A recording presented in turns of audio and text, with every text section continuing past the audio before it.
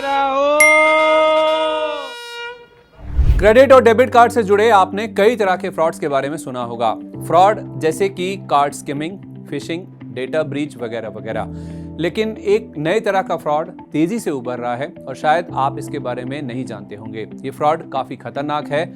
होगा ये कि आपको भनक भी नहीं लगेगी और आपके कार्ड के डिटेल्स चोरी हो जाएंगे। इसके बाद ठग आपके कार्ड से धड़ाधड़ ट्रांजैक्शन करने लगेंगे। हम जिस फ्रॉड की बात कर रहे हैं वो एक क्रेडिट कार्ड क्लोनिंग फ्रॉड है और इसका तरीका जानकर आप हैरान रह जाएंगे। तो चलिए इस वीडियो में इस कार्ड क्लोनिंग फ्रॉड के बारे में विस्तार से जानते हैं और फ्रॉड से बचने के उपाय भी बताते हैं। पहले समझते हैं कि ये फ्रॉड होता कैसे है।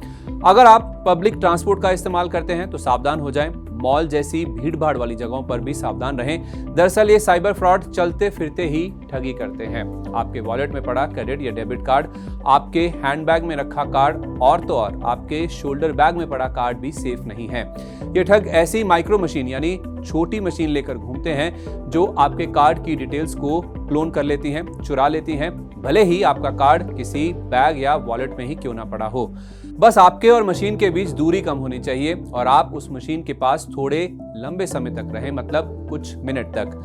इस फ्रॉड को समझने के लिए हाल ही में हुई एक घटना पर नजर डालते हैं। दरअसल कुछ दिन पहले एक व्यक्ति ने सोशल मीडिया प्लेटफॉर्म एक्स पर अपने साथ हुई ऐसी ही एक घटना की जानकारी दी थी।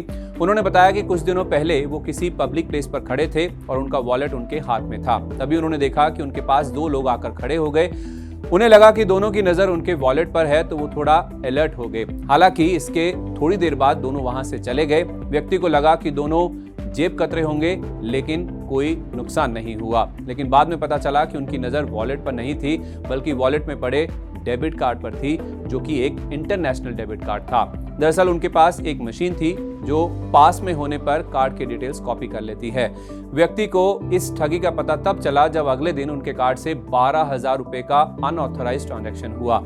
ये ट्रांजैक्शन अमेरिका में गिफ्ट कार्ड ट्रांजैक्शन के तौर पर हुआ था। डेबिट या क्रेडिट कार्ड से इंटरनेशनल ट्रांजैक्शन करने के लिए OTP की जरूरत नहीं होती, केवल कार्ड नंबर और CVV की मदद से ट्रांजैक्शन किया जा सकता है। चूंकि ट्रांजैक्शन बिना किसी OTP के हुआ था, बैंक ने नॉन OTP ट्रांजैक्शन होने की वजह से उन्हें रिफंड दे दिया। तो नुकसान की भरपाई हो गई, लेकिन जरूरी नहीं कि आप भी इतने लकी हों।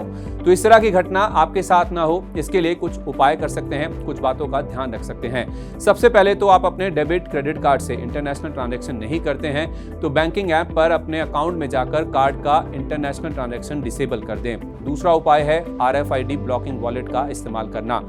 RFID ब्लॉकिंग वॉलेट आपके कार्ड से निकलने वाले इलेक्ट्रोमैग्नेटिक सिग्नल को रोकते हैं, जिससे कोई आपके कार्ड की क्लोनिंग नहीं कर सकता।